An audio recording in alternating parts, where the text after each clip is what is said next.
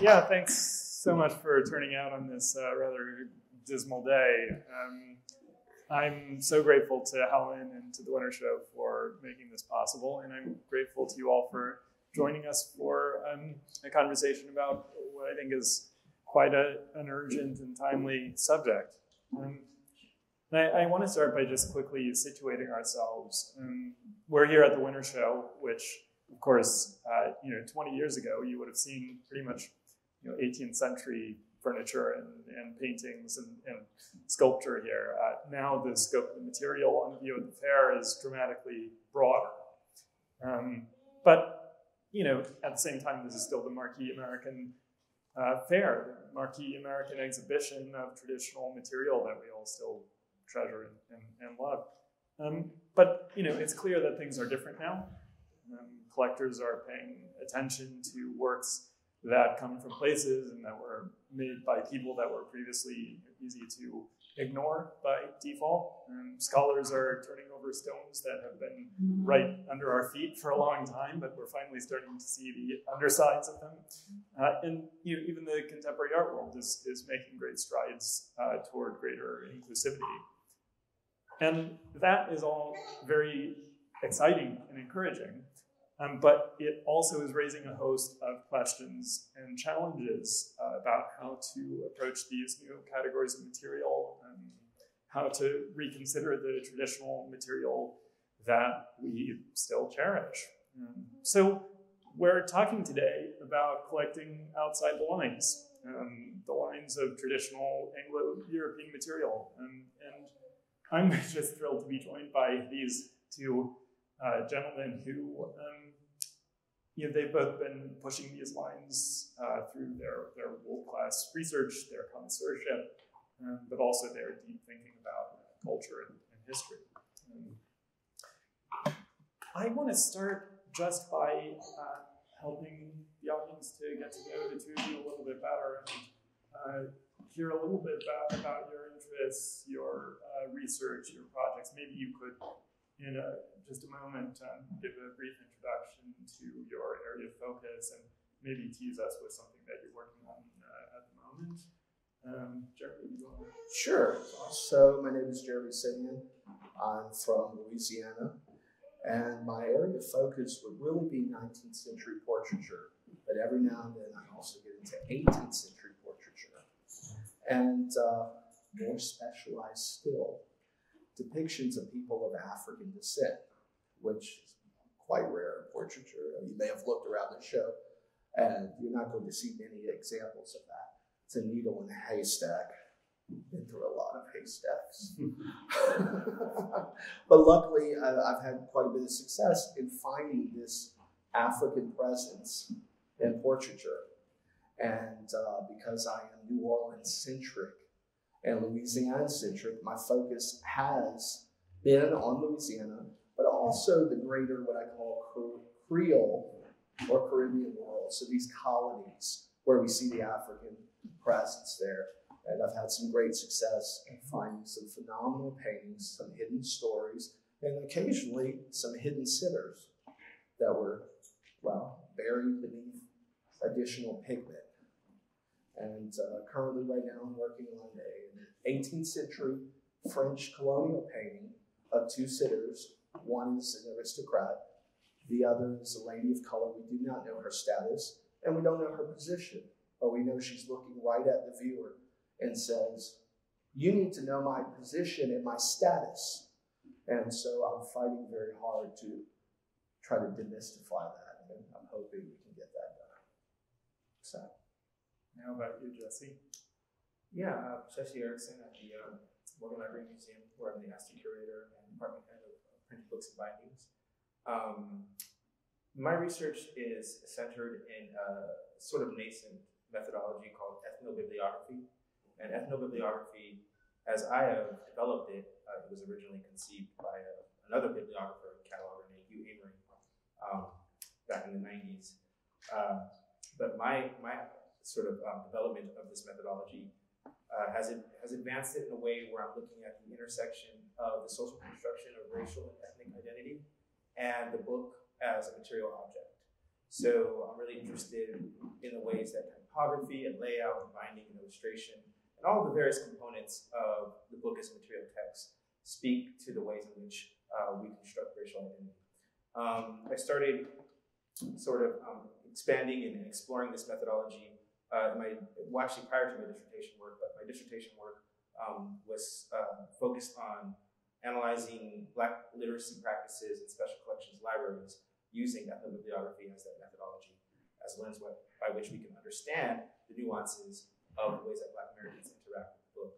Since then, I've developed a deep passion for Victorian popular fiction through my own personal engagement with a Victorian period author named Wida.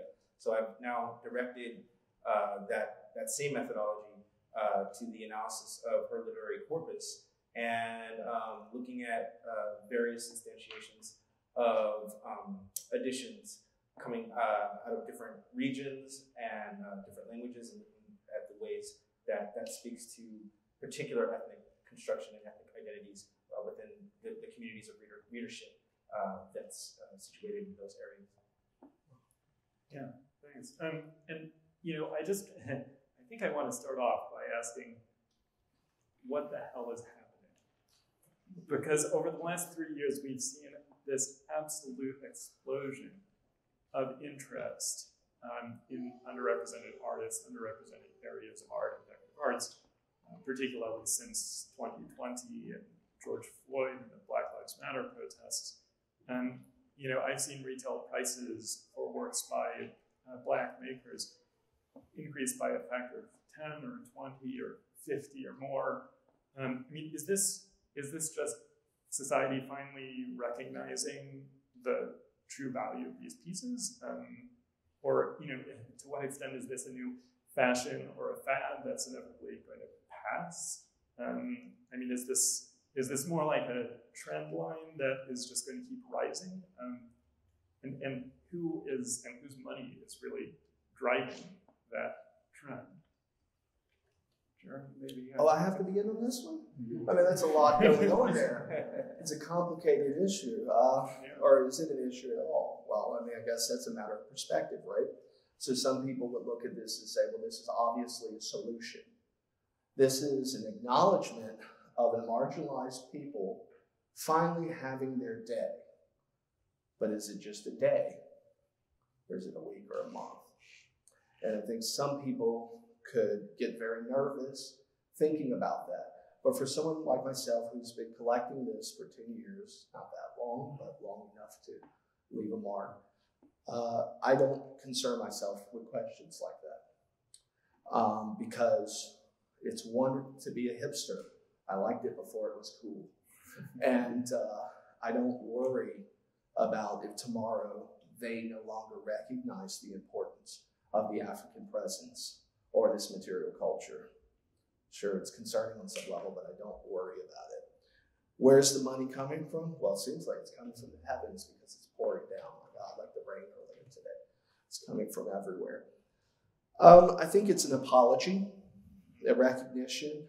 I think we had this pressure cooker of social injustice broadcast in 4K, sometimes 6K, or sometimes just 720 on YouTube when we see these things happening with George Floyd and other Black people and struggle.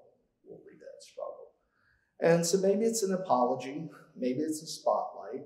I can tell you it's warm and it's refreshing because it's so cold for the years leading up to this moment. And I'm optimistic it'll continue, but I don't really want to speculate too much on where the money's coming from because, again, as a person who's passionate about this, I can't get into those sort of things. It'll affect my ability to persevere and continue on and tell these stories. I love this question because it is a can of worms, right? I would love to think of it as an arc, but perhaps it's more of a pendulum. And, Black folks have been collecting our own history, for generations. You just got to go to Schaumburg, in my neighborhood, to see how we can attest to that. But this resonates with me on a personal level because, number one, it is part of my own raison d'etre for how I approach the field at large, right? And the question that I'm always trying to address, the question that keeps me up at night and that I get up for in the morning is, how do we make this field more inclusive? How do we make this field more diverse, long term, right? And a lot, this was my question going into it, more than 15 years ago. And more than 15 years ago, this wasn't a question for the field at large, right? So I've watched this blossom. These conversations sort of come to the fore, especially since 2020, although the pendulum has swung back a little bit since then. Kind of giving me whiplash a little bit. But, closer to a decade ago, people started recognizing, we need to do better with hiring people of color into libraries, and galleries, museums, into the art world, into memory fields. But that's not really a panacea, right? And so this moment, I think it's a combination of, it's definitely multifactorial in that, on the one hand, you have academia recognizing, okay, there's a clear need here because the curriculum's changing. Curriculum's changing, right? And so how do special collections, libraries, collectors of culture represent those changing trends within the communities of scholarship, right? That's when I sort of started to really observe a shift happening. So that's the next level, right? So there's the demand, and that great demand sort of creates a financial incentive, right? Because a lot of vendors have institutional clientele. So there's that aspect. But on the other side, it becomes sort of a double-edged sword, in my opinion, because, at least in my experience, you start to get into the more complicated aspects. When you look at it in a holistic lens, you have a community of donors, right? You have your trustees, your board members, right? These are the individuals, the folks that set up endowed funds for collection development, right? So if there's resistance there, there's a roadblock, okay? And then you have the vendors themselves. And this is where it gets really problematic, right?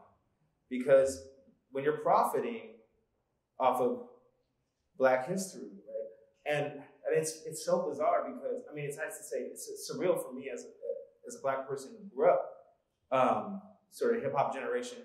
I have looked at rare book catalogs that have materials that I would look at and say, that's just, so-and-so from down the block, a yearbook or a photo album of pictures of people that, I would very much identify, and I don't understand how now that is now worth, $5,000, $6,000, $7,000.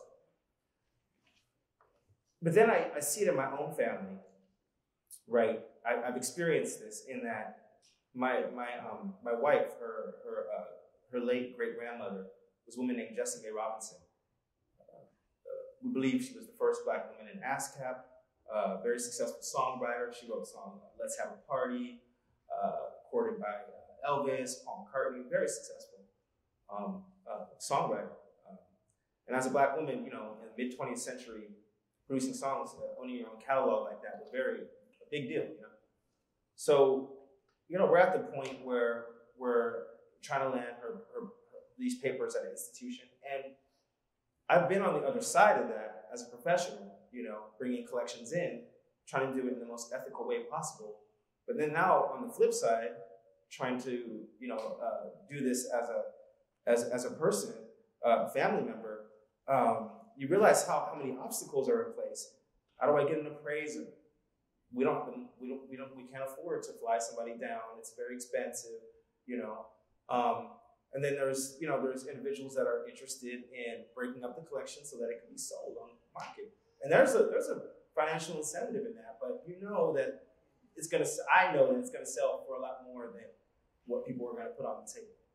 So I imagine there's a lot of that kind of thing going on, where you have really savvy dealers who are identifying sources of collections and are able to make a good profit off these trends. So it's on the one hand, it's a good thing because these are stories that are now being told. And how are you going to tell these stories? Because people that are in positions of power to be able to preserve these histories, collect these histories, document them, and make them accessible, now that we have increasing amount of people of color in these fields, although we're just now making inroads after all these years. It's good that shift is happening.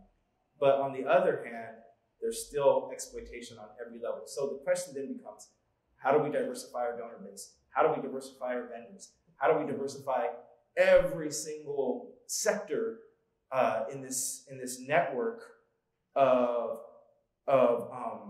different sort of industries that create the environment within which these histories can be preserved? Yeah. And Jeremy, on the collecting side of things, I mean, you've been acquiring materials through, at this point, what must feel like a real roller coaster of market interest.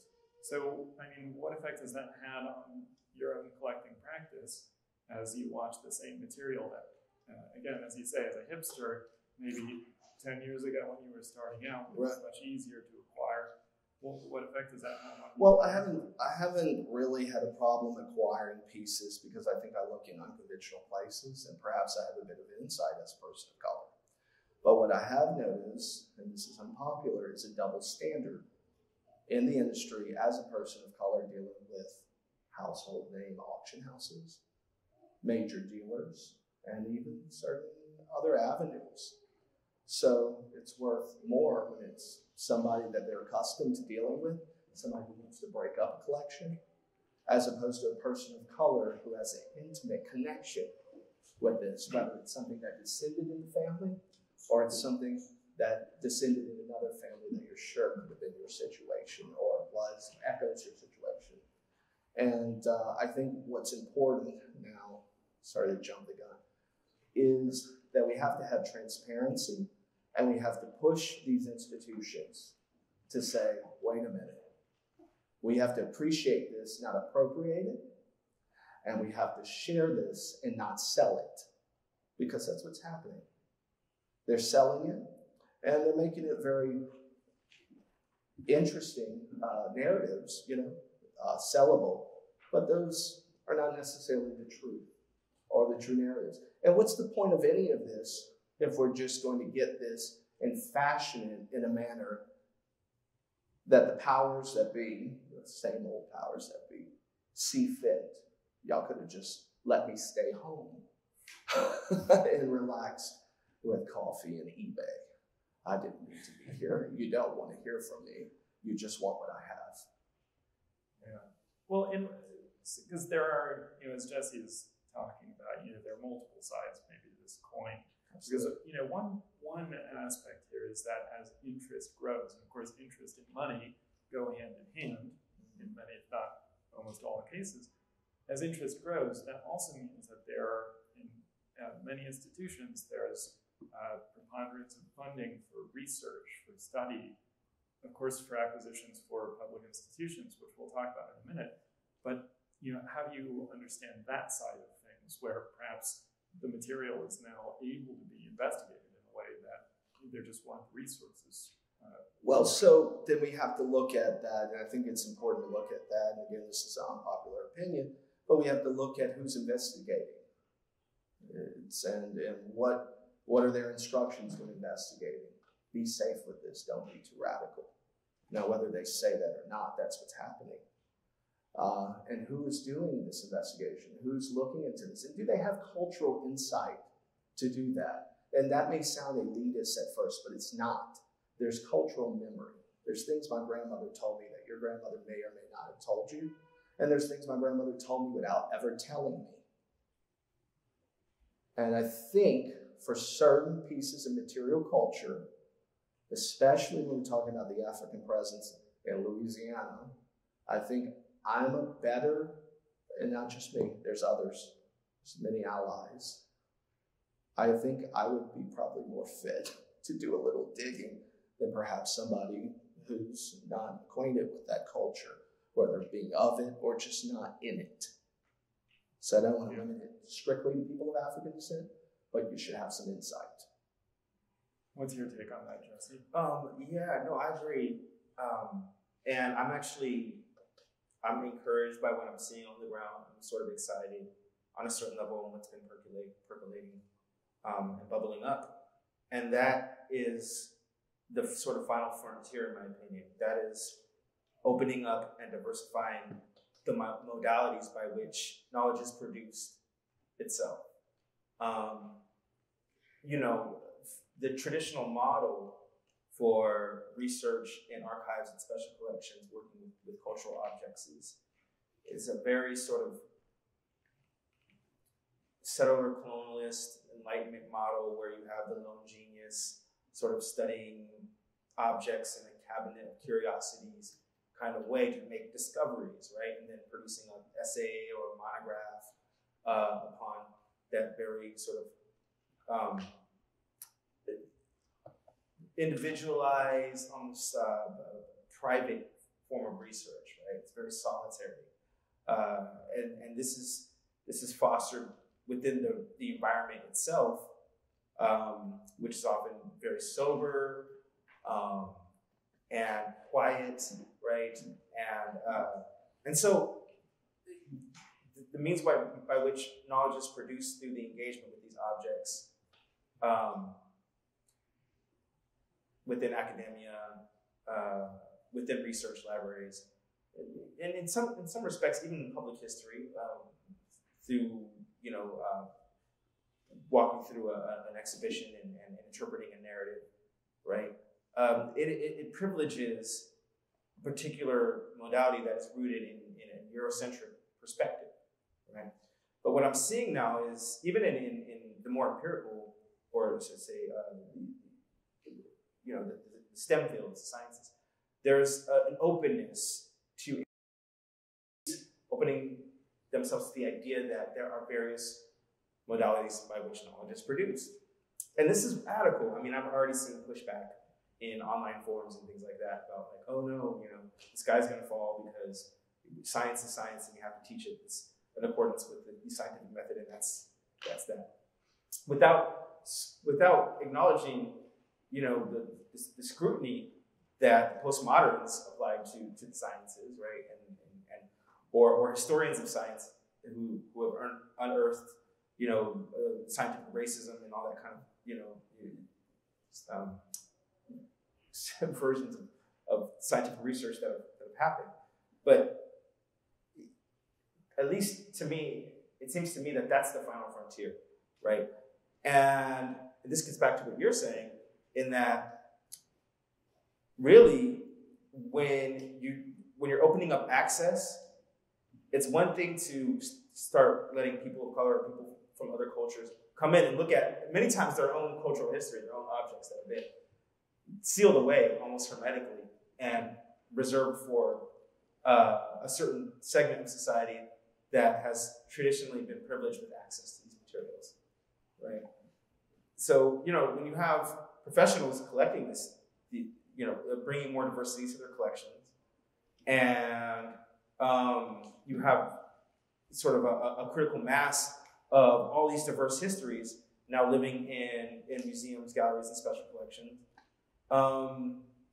Yes, I mean, it makes sense to me that now you're going to have to open that up, not just to researchers of color, but the ways that they do research that may be different, may be uncomfortable, And so that requires rethinking the whole model itself and start rethinking how reading rooms operate. Not to say you have to throw the baby out with the bathwater and get rid of the old model, but just be open to exploring different ways that we can present these materials or have people engage with these materials that may be sort of counterintuitive to some of the concerns around preservation or conservation, or some of the concerns around maintaining a sober, quiet environment. Maybe it's more conversational. Maybe it's more maybe it's more dialogic in nature and involves investigating particular materials as a group, or maybe it's engaging through producing other forms of art, So instead of a monograph or an essay or a scholarly presentation, so that's where I'm really excited about. Right?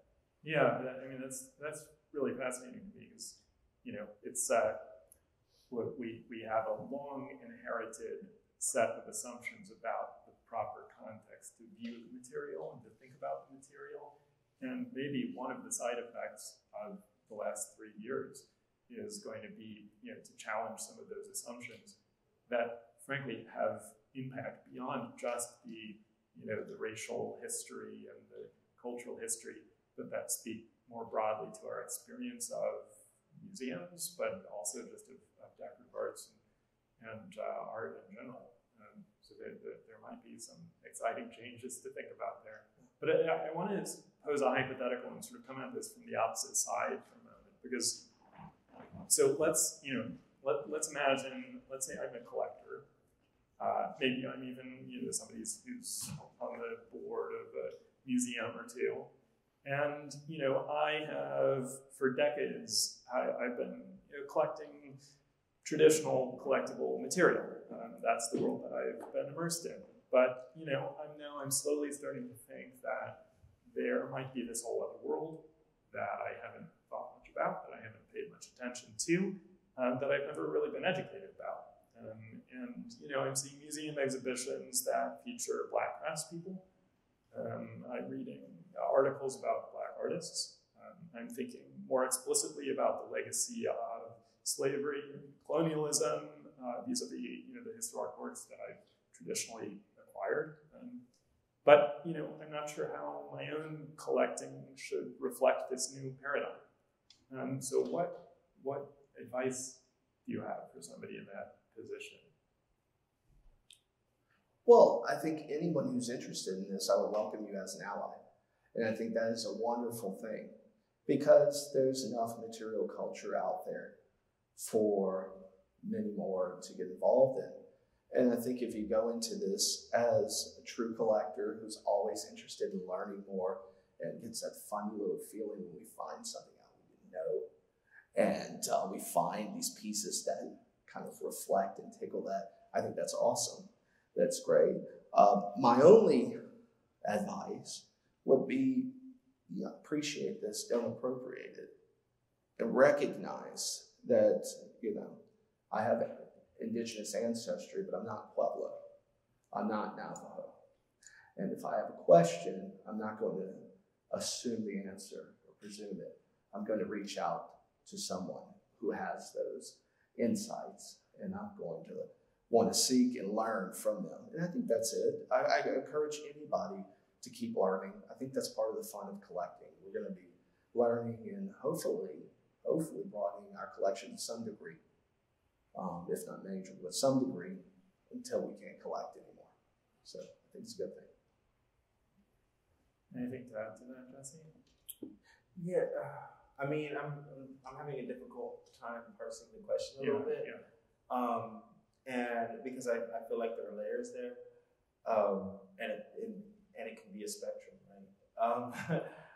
I mean, on the one hand, what you're articulating is almost like the model by which like the British Library and Museum was built, right? So, and then they had that rationale. Oh, we can preserve these histories better than the cultures themselves, and so we have a right to this material, and we're opening it up to scholars internationally, right? And there is some good that can come out of that. But when folks from a certain community want their stuff back, you have to take that serious.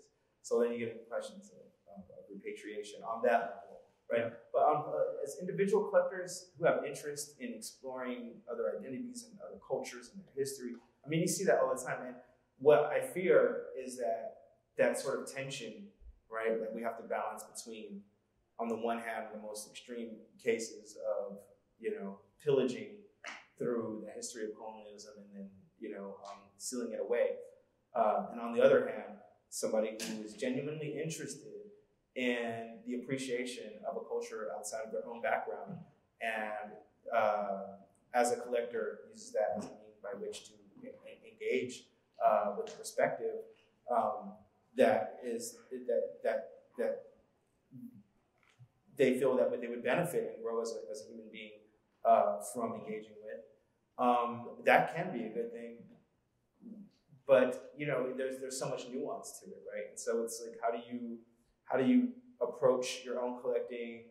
Do you have, how are you? Are these materials opened up to the people that would be sort of most impacted from being able to interact with or learn from these materials? How are you acquiring them? And then, of course, what you say about appropriation, that's so important, especially when you think about indigeneity, which one of the most egregious examples of continual appropriation by people outside of those cultures trying to step in and bond with an identity in really problematic ways. And then there's also the risk of fetishizing, right? And that's another risk. Where's the line between appreciation and the fetishization of a culture outside their own?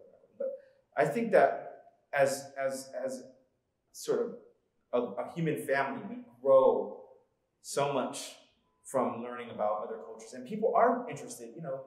It's Black folks are interested in Chinese martial arts, or Japanese interested in hip hop, and I mean, there's a lot of cultural exchange going on, and it's not all appropriation. That's how kind of in my opinion, we evolve, culturally. And so, yeah, it can be very much a good thing. And in my own experience, I collect Ouida, and she's not a person of color. She's a British writer, French father, lived most of her life in Italy, so a very transnational figure. And it just so happened that I love her fiction. I was obsessed with it. And so, I never predicted that, I would be a collector of Victorian popular fiction, but then here I am. And to me, it resonates with my own personal sort of penchant for what they call street lit or urban lit. It's a guilty pleasure, but I've been reading that for many, many years. And there's a lot of synergy between my passion for Victorian popular literature and street lit. So there's all these interesting connections. I can see that happening, with other collectors, and you don't know what will inspire them to be interested in something outside of their own cultural experience. But it's not always a bad thing. Yeah. But so there are a lot of subtle shades. There's a sort of a spectrum that you have to navigate very carefully. But you have to make concrete decisions. Certainly, as a curator at a museum, and Jeremy, you've had plenty of close relationships with and encounters with museums, as we've talked about. Yeah, not all of them are enjoyable or pleasurable. Yeah, and so I'm interested, when it comes to museum collections and acquisitions, at the same time that we're becoming sort of more sensitive to appropriation, cultural appropriation, and looting, and thinking about repatriation, this is the same moment that many of these museums have a much stronger demonstrated interest in acquiring objects and artwork that tie cultures together, particularly underrepresented cultures, many of which are the same cultures around which we have concerns about appropriation and looting. So, when you think about these institutions, many of which, let's face it, have largely white boards of directors and donor bases,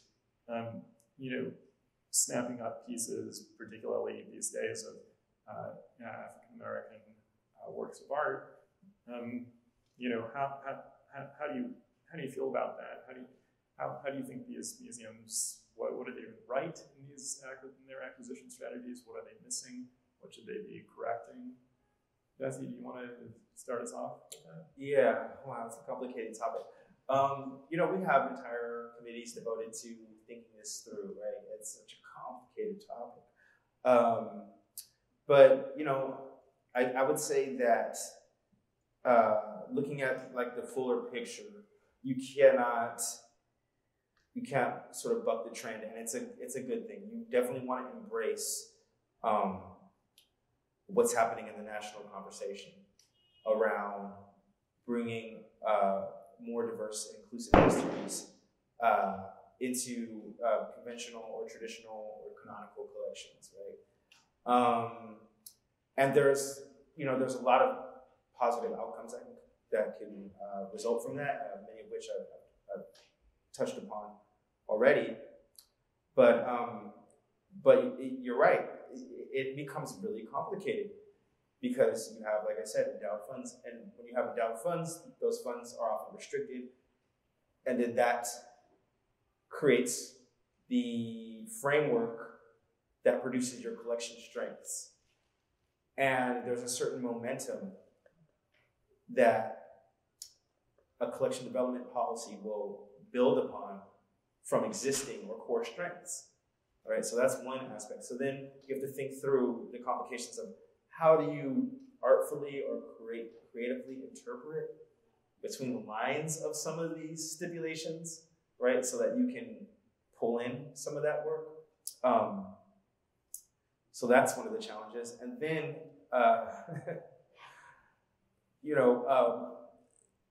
once you determine that, you have to figure out how to acquire these materials, one, without sort of stepping on the toes of institutions that already are strong in those areas, right?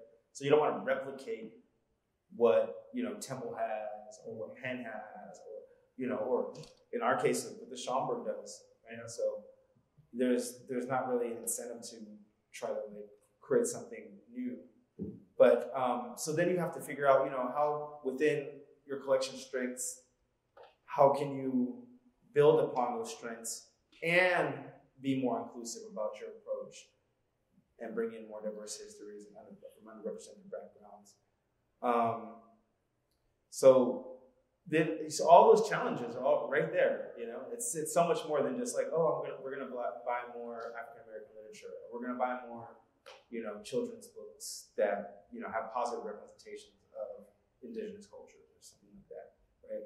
You want to do those things, but there's all these sort of roadblocks and obstacles that you have to navigate through. And then once you figure all that out, you want to make sure that you're dealing with vendors that are dealing in, with ethical practices. So then you have to do your research. And there are great book dealers.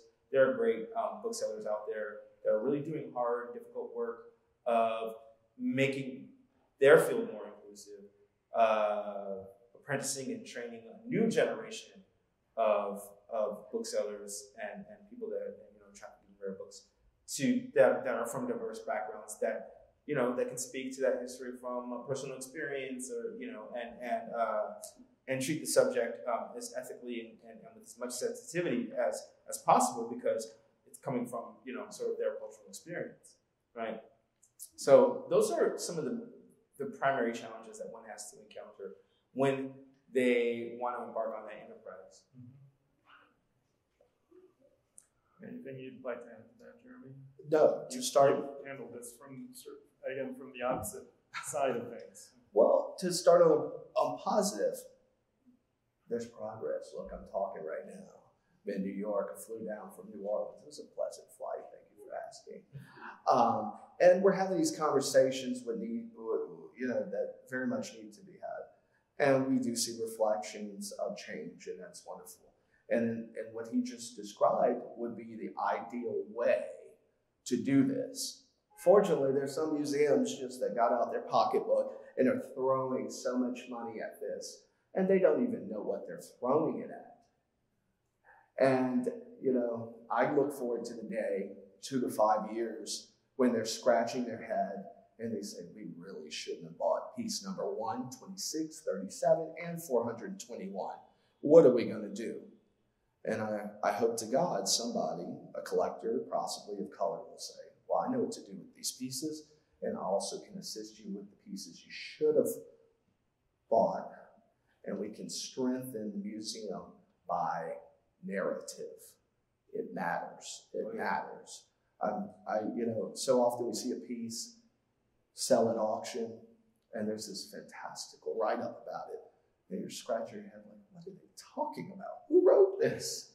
Who wrote it? Did they not see this movie? I won't quote the movie Cinderella, or the read the story. Did you not read it? It's not about sisterly love. What are you talking about? Yeah, I said it there. It's there. And you wonder, Y'all didn't call anybody of color about this. You just threw the money, the bank wire, and that was it. You got the piece, but you didn't get it.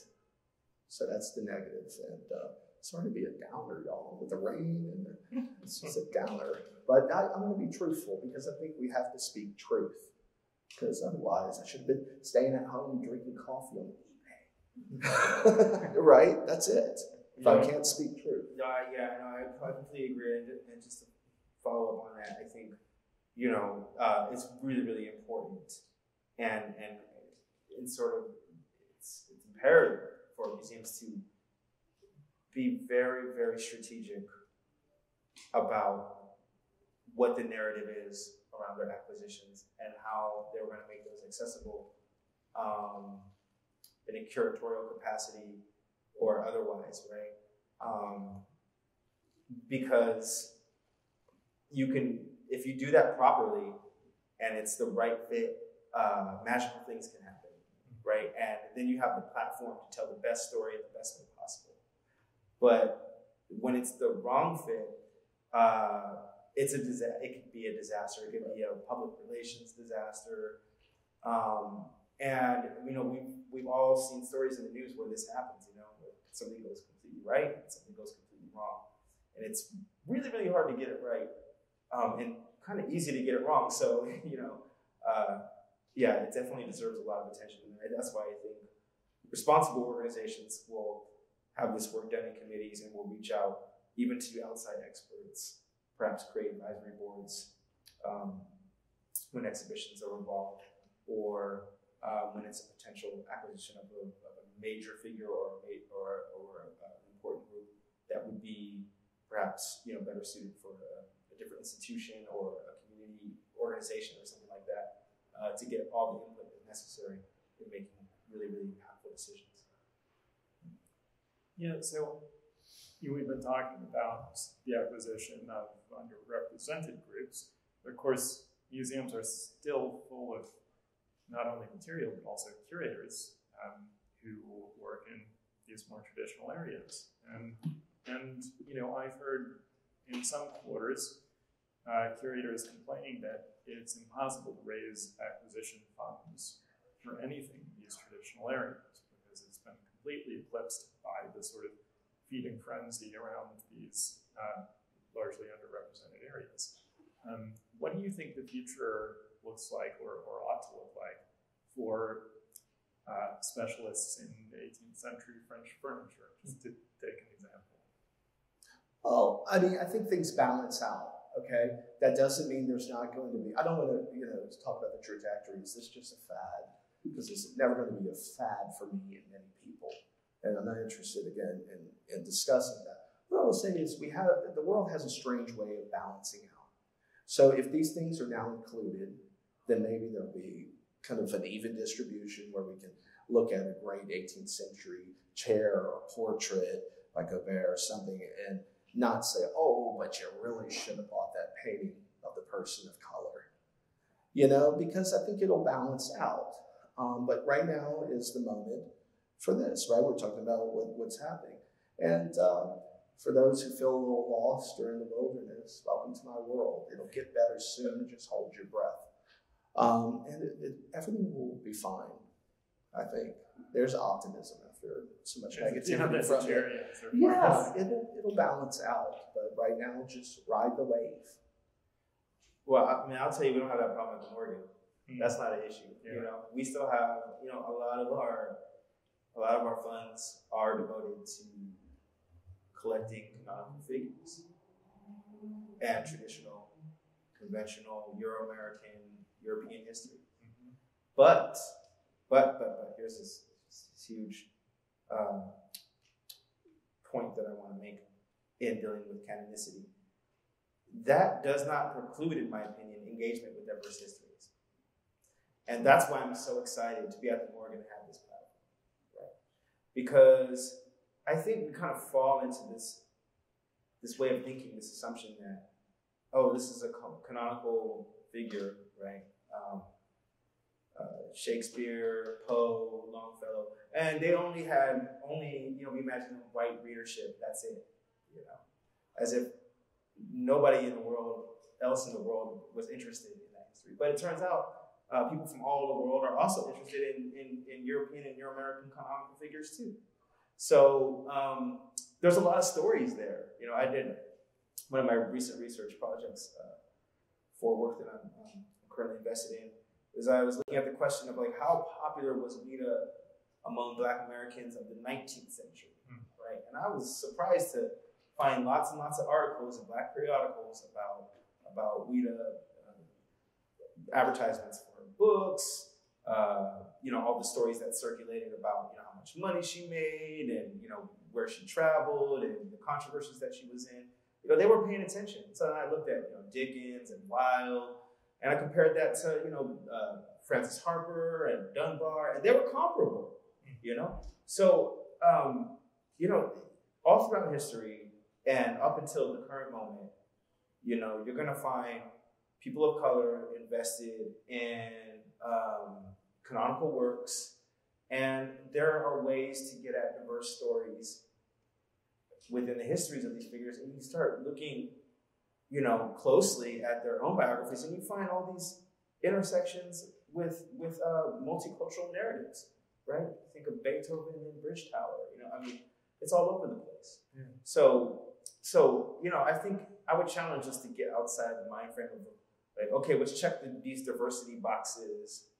Okay, we did the East Asian, and now we're doing, Aboriginal, and now we're doing, Native American, and start thinking more about the connectivity of the human story.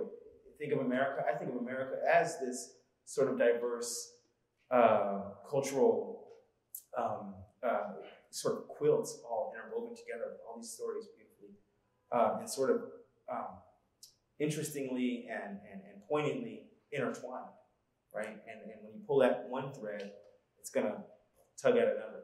Yeah, this is one of my favorite subjects. As a silver dealer, we are engaged in thinking about global trade at just about every moment in history, because you think of the sources of the raw materials, but you also think of the design sources that these silversmiths and their designers are drawing from.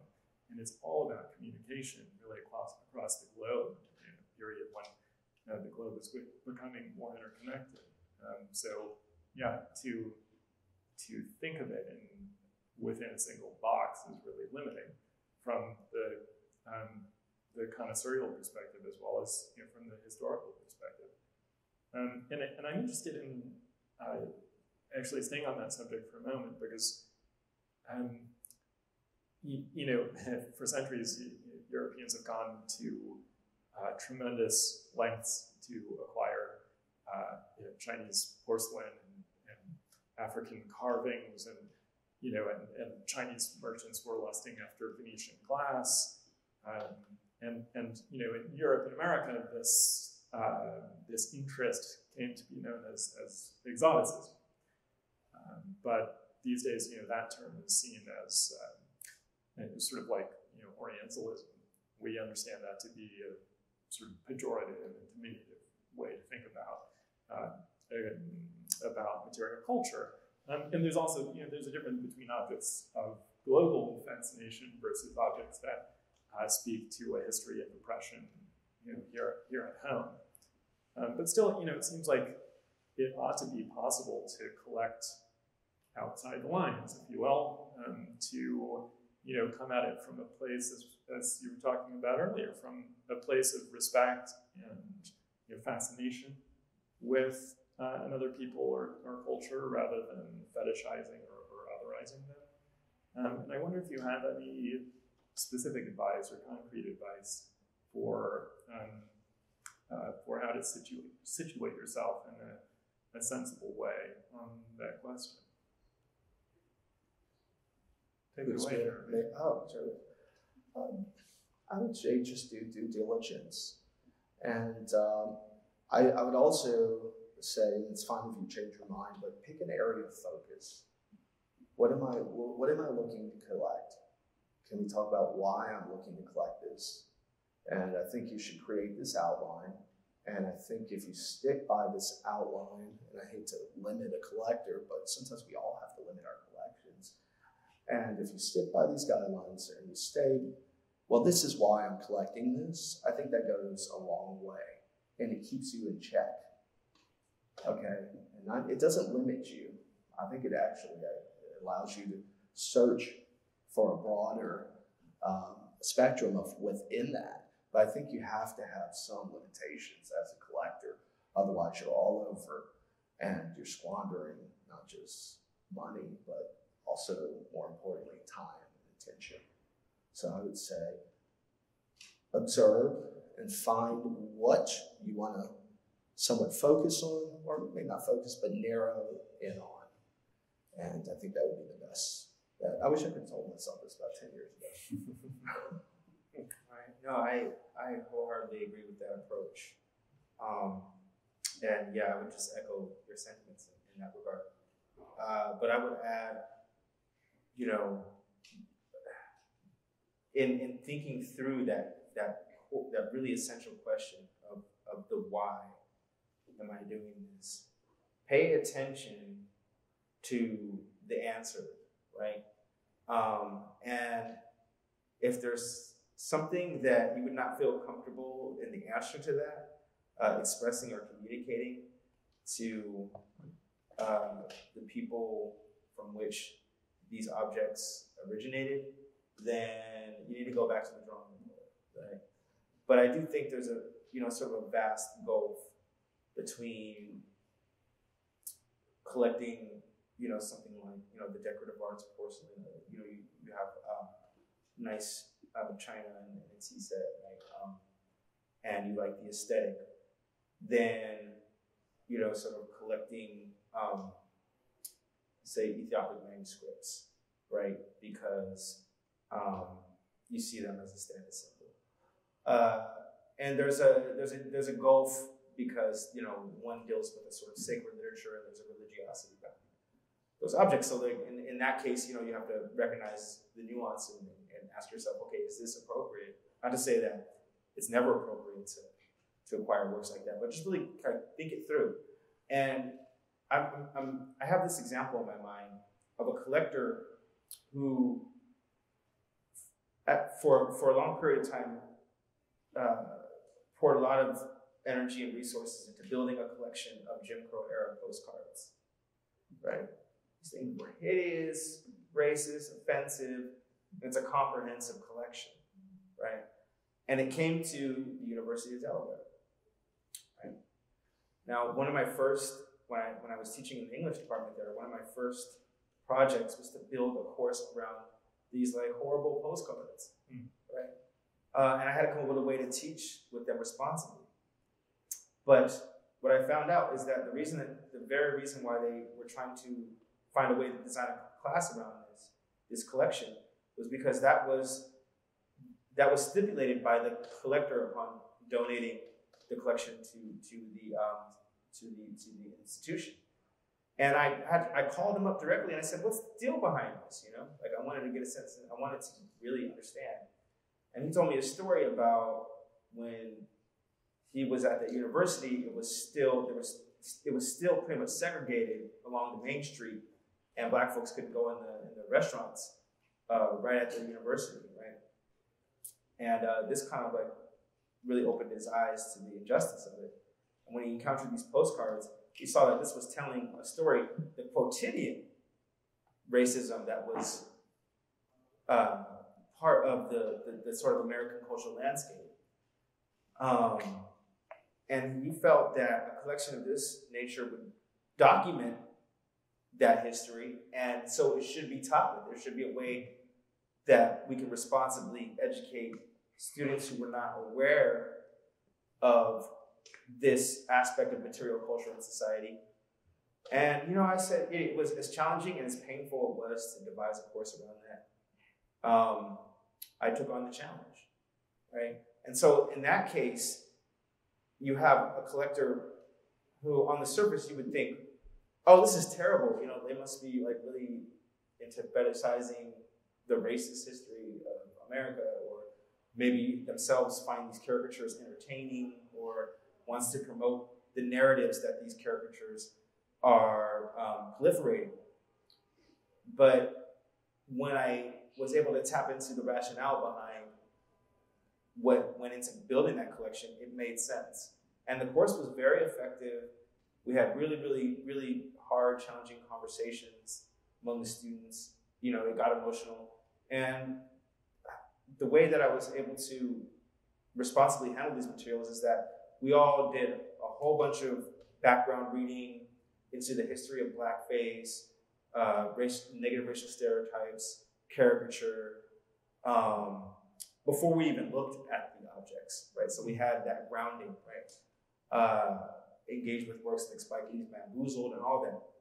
So by the time that we encountered the objects, we were able to have real, like, adult conversations about what we were seeing that was grounded in generations of scholarship that went into understanding and unpacking how this came to be. And I'm glad for it. And so I was grateful in this circumstance that this collection was produced, as egregious as the images that I encountered came off to me. And so it always comes to that question of the why. Yeah. Well, thank you very much. Do we have the ability to take a couple of audience questions here? And I wanted to ask, I don't know if you've had the chance to walk around the show for a minute, or even just as you think about galleries, in New York, more broadly in the auction houses. I wonder if you've seen the impact of these topics we've been discussing today in the inventories and catalogs of the dealers that you've seen around here. I've seen, and of course, I'm in, I would say, a fortunate position that some of the dealers here, no names, have even reached out to me about pieces that they've acquired recently and wanted to know what my thoughts were, and that was important to me that they wanted to know that. And so I have seen a change. The auction houses, well, auction houses are auction houses, no offense to anyone in the auction business, but I think sometimes they'd rather put less, less is more, make sure it's a glossy photo, let's let it ride. And, recently, my God, it's been soaring, hasn't it? Yeah. Any questions?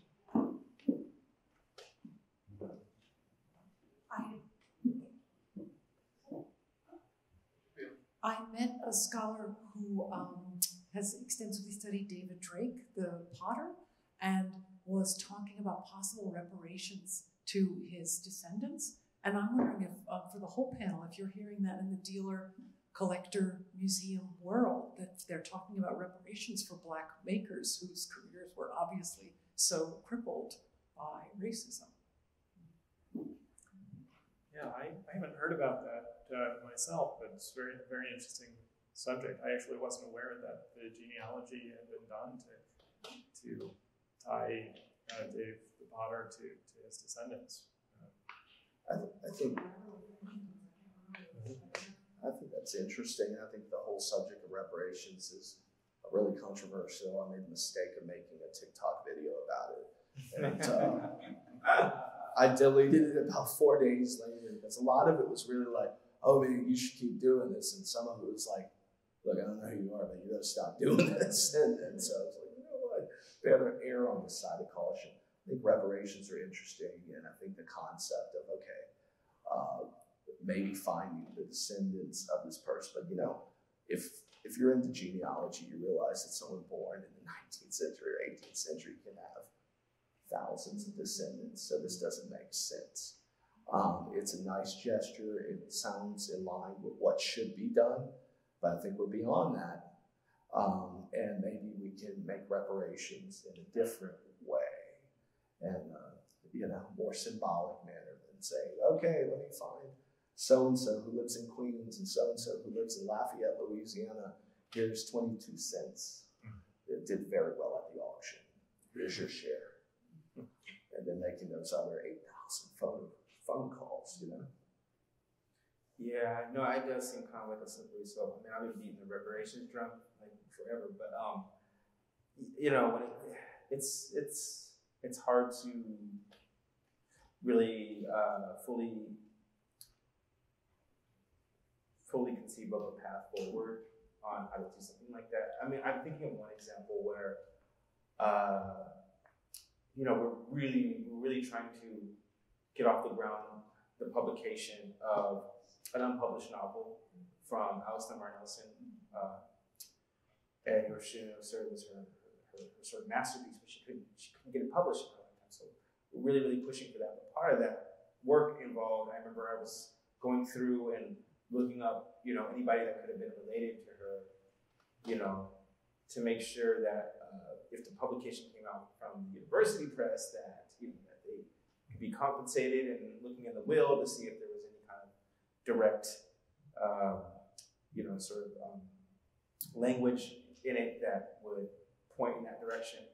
So, I mean, case by case, I can see some situations where maybe that could happen, but then it's like, how far do you want to take it? Because, you know, some of the materials I've been interested in lately is, you know, early American printing that had been produced with labor from either enslaved Black American printers or, you know, Black American printers that were in the employ of American pressmen. And, you know, that work is really difficult. You know, it's hard to find examples and documented evidence of people in the press,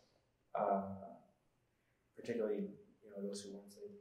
But thinking that through all the way to the, you know, to its conclusion, you know, are then we're going to find the family members of them and, you know, and somehow compensate them for, you know, what we purchased. I don't know. It seems like difficult. Yeah, I'm not sure how to play out. Maybe case by case, like Yeah, you said, it makes sense. If we know they only had 2 children, sure. If Right. they have 15 children, it's No, but it's 150 interesting. years It's ago. definitely an interesting question. It's a fascinating question. And I haven't like institution-wide, I haven't seen it discussed.